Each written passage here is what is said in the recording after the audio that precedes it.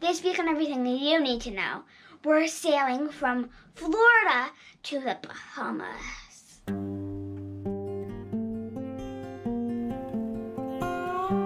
Happy Halloween! Hey guys, I've been getting a lot of messages for the last probably month on how to make the crossing from the US to Bahamas to start your Caribbean journey. And there's a good reason for that. If you have insurance on your boat, and I hope that you do, the insurance company will not allow you to go to the Bahamas until hurricane season is officially over. And that's November. So Halloween represents a lot of different things, but in the sailing world, it represents when we're actually allowed to make that leap in from the US mainland to Bahamas. So this week's episode, we're going to talk about exactly that. A lot of people have been asking for it, and I've already done it. I've already explained how to make that crossing. So what I'm going to do today is I'm going to take pieces of an older episode where I explained it all while I was actually doing it. And here we go. The first thing we need to talk about is, of course, the Gulf Stream. You're going to need to be crossing the Gulf Stream. It is going to heavily impact how you get from Florida to the Bahamas. So we're just going to get that out of the way right now. Looking at this picture here, you can see this is Florida on the left, and you have some Bahamian islands over on the right. Pretty straightforward, except we have to cross the Gulf Stream to get from Florida to the Bahamas. Now you can see the Gulf Stream, and this is sort of a heat map. So the red area is the very, very strong current, and you can see by the arrows that it flows to the north. This is an extremely important thing to remember. It's a very powerful stream of current, 3 or 4 knots in some places. It doesn't take up the whole crossing, but it is a big part of it. Sometimes it's only a few miles off the coast of Florida. Sometimes it's 10 miles off the coast of Florida. You can actually check online before you leave to see how far out it is. But most importantly, you have to get across it, and it is going to push you north very aggressively. Now, with that in mind, when we do cross the Gulf Stream, we have to look at weather. Now, this is a shot of Wind Finder. We use Wind Finder and predict wind and windy and all sorts of different things, but Wind Finder is the easiest one to talk about on camera. So what we're looking at right now is the coast of Florida and then over to the Bahamas. You got Bimini down here, and you got Freeport and the Grand Bahama Island at the top. Now, when you're crossing the Gulf Stream in the middle here, it's extremely important to consider how the wind is going to impact the Gulf Stream. You have a 3 or 4 knot current going to the north, and in this particular day, you have a 10 or so knot wind going to the south. Now, they are going to fight each other, and they're going to fight each other horrendously. The northern current and the southern wind will actually create 5 or 6 foot white caps out on the Gulf Stream, and it'll be like a washing machine. This particular day we're looking at is not a day that you want to be crossing from Miami to the Bahamas. What you're looking for is a day that actually has no northerly component to the wind at all. A southerly, a southwest, a southeast, any of that is fine, and you need 2 of those days. The first day, you want a gentle wind from the south or southwest or southeast, so that the Gulf Stream can calm down. If there's been a big northerly, it's going to be chewed up. So give it 1 full day of sort of gentle southerly winds to calm down. On day 2 of those gentle southerly winds, that's when you make your crossing. That way the Gulf Stream is calm, it's gotten itself nice and collected, it's not all choppy, and you're not going to have a heck of a ride. So 2 days, no northerly component to the wind. Go on day 2. We crossed with a south-southwest wind at about 10 to 15 knots after giving it a whole day with no northerly to calm down, and we had a great time, no problems. It was a bit rolly, but I mean, it's the Gulf Stream. Once you figured out the Gulf Stream and the weather, you'll be able to plan your window. But the next big question is, which route do we take? There's sort of 2 schools of thought on that, and we chose the route that we wanted to take based on the safest and easiest way, and also the shortest way that would make a little bit of use of the Gulf Stream. Let me show you what I mean. We're going to jump over to the iPad right now. So here we are in Navionics, and the first school of thought is to start from a northern place in Florida, Fort Pierce, West Palm Beach, that kind of thing. And when you're leaving from there, you're probably going to go over here to the Grand Bahama Island on this side. And typically Freeport, that's a good place to check in. It's got lots of amenities, all that stuff's there. And if you look at our actual numbers here, it's 74 miles from the West Palm outlet to Freeport. There might be a little anchorage a little bit closer on the Freeport side, but generally you're going to Freeport to check in or something like that. And this is a pretty good way to do things. It saves you from having to go down the Florida coast more toward Miami or Fort Lauderdale, and it's nice and easy straight shot across. But it is 74 miles, and there is a shorter way. The other thing that we don't really like about this is you notice it isn't straight across to the east. It actually goes to the south a little bit. There's directly east, and you'd have to go a little bit south. Now you have this roaring Gulf Stream coming up the middle, and it's going to be pushing you to the north. So you're actually fighting the Gulf Stream a little bit if you choose to go this route. It's fine if you have a fast enough boat, or if you don't care about fighting the Gulf Stream, it's all good. The other thing to consider here is if you're leaving from somewhere like West Palm Beach, the outlet into the ocean tends to not have any really great anchorages around it for you to stage and wait for that good weather window. And if you do choose to leave in the dark, which we did, leave at 5 o'clock in the morning just before sunrise, you buy yourself more hours of daylight. This outlet right here is quite busy. It has a lot of shipping and fishing traffic going in and out of it, and I don't know if I'd want to do all this navigation at night. So that's why we chose not to leave from West Palm or anywhere like that. Okay, so that's the northerly option. We actually chose to go with the southerly option and bring the boat all the way down here to Miami and cross directly over to Bimini. Now the first thing you'll notice here is this is less than 50 miles, which is much better than the 70 some odd miles of the northerly route. Shorter, tends to be safer, which is also faster. So it was all the right things for us. The other great thing about this is you'll notice it doesn't have a little southerly tilt to it. It actually has a little bit of a northerly tilt to it. So that Gulf Stream ripping up in the middle here will actually push us up north. And we can actually just head due east and hit Bimini with the help of the Gulf Stream. So you're not fighting the Gulf Stream, and we're actually going to talk about that in a second. The other great thing about leaving from Miami is you have No Name Harbor right here. Now, No Name Harbor is a little hurricane hole, completely protected on all angles, a great place to hang out while you're waiting for that perfect weather window. And if you choose to leave at night like we did, you can come right out this ocean inlet, and there's no traffic, there's nothing to run into, it's very easy to navigate it in the dark.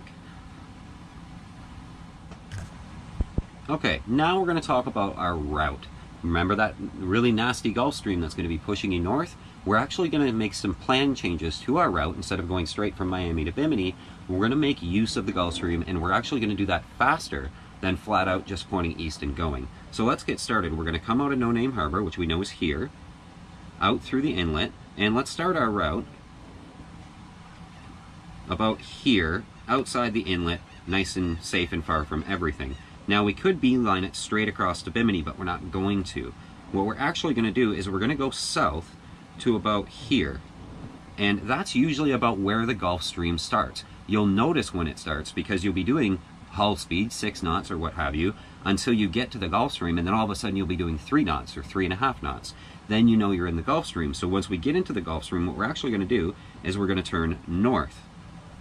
And we're going to ride that Gulf Stream up to the north, and we went from 6 knots to 8 or 8.5 knots for this whole stretch because the Gulf Stream was sort of at our back. Very, very, very fast. You're a rocket ship across this part. And when it starts to slow down, you know that you're over here at the other end of the Gulf Stream and it's no longer pushing you. So you turn the bow a little bit south and you go straight into the Bimini Harbor without any influence from the Gulf Stream anymore.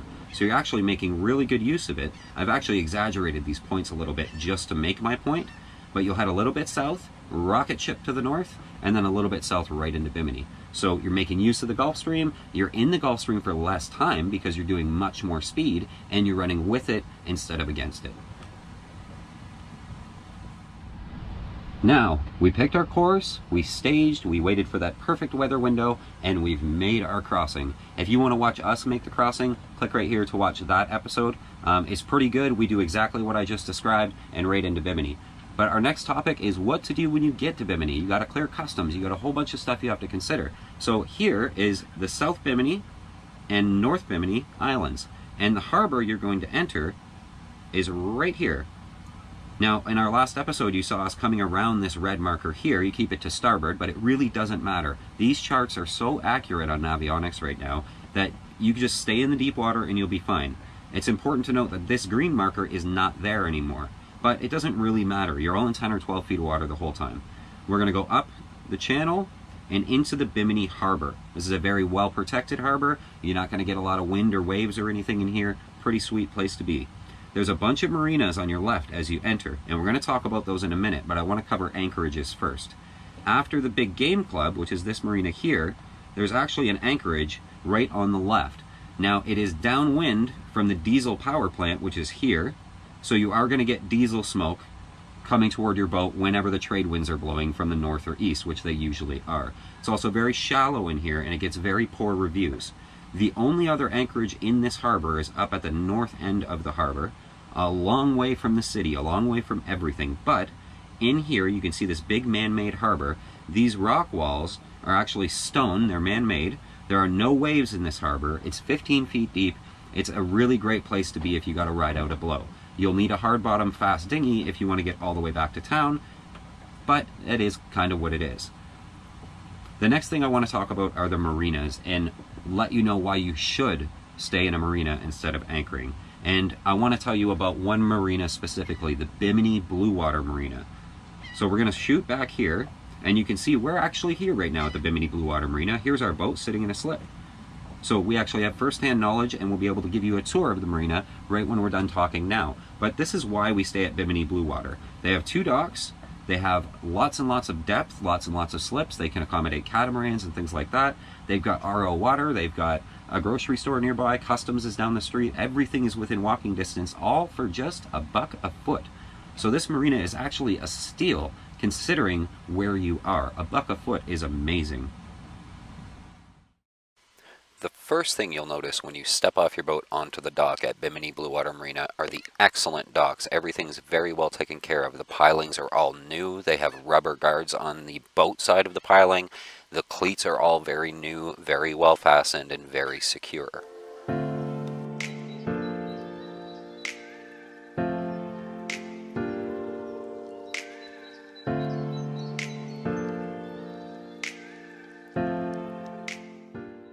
Next, you'll find relatively new power pedestals with proper breakers, 50 amp and 30 amp plugs, and even metered water right at the dock.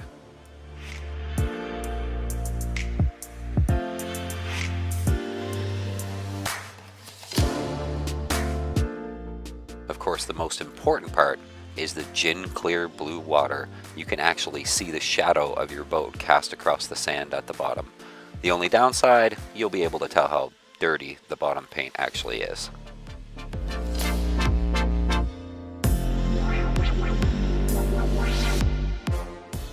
Walking down the main dock past the office, you'll come to the on-site fuel pump. This is diesel and gasoline, and right now it's about $4.80 a gallon for diesel.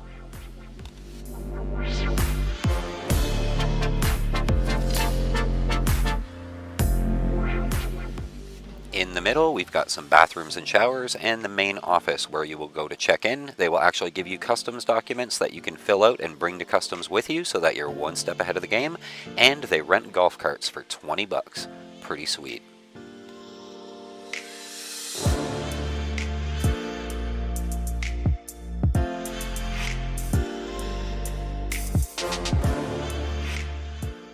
Next stop is the freshwater pool, which is just amazing on these super hot days. And the next building over is the last building in the entire complex, and that is the good showers. So if you stay here, go to this one and use the back right corner shower. It is the best.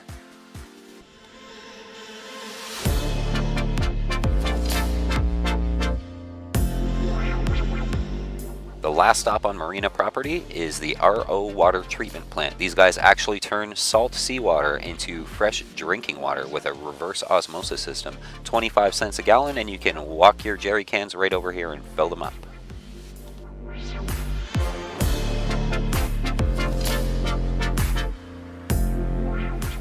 You leave the gated marina with 24-hour security, you'll be turning right for the first time, and you'll be headed for the customs office, which is just a few minutes walk up the road.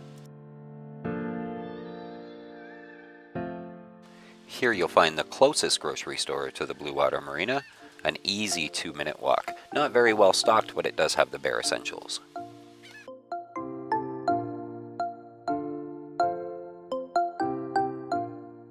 And we arrived next door at the Big Game Club. This is a major marina facility, and the first door on the left is actually the customs office. This is where you're going to go and pay $300 to let your boat be in the Bahamas for a year. They're going to ask you if you have any guns or anything like that, and then you'll be on your way. It takes about an hour to get in and out.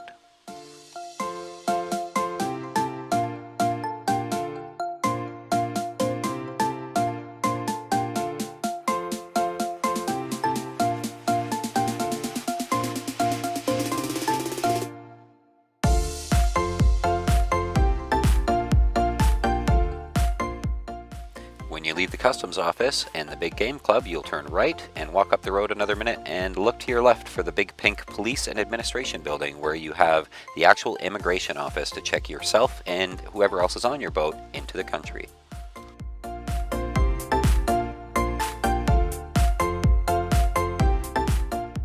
If we turn left out of the marina, we're on to one of the best traditions with staying at Bimini Blue Water Marina, and the thing you'll probably remember the most.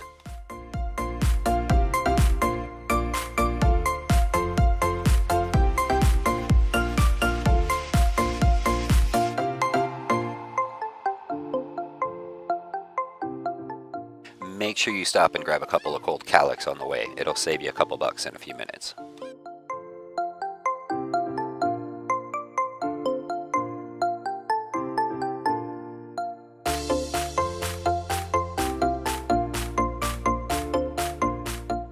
So that's left out of the marina, grab a couple calics, and turn right at the first street and walk up the hill for the most breathtaking thing you'll see while you're in Bimini.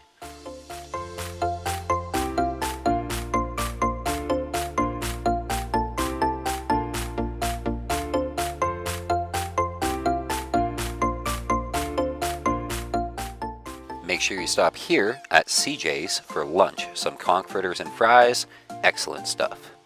And then you can actually walk down and eat it on one of the most beautiful beaches in the world.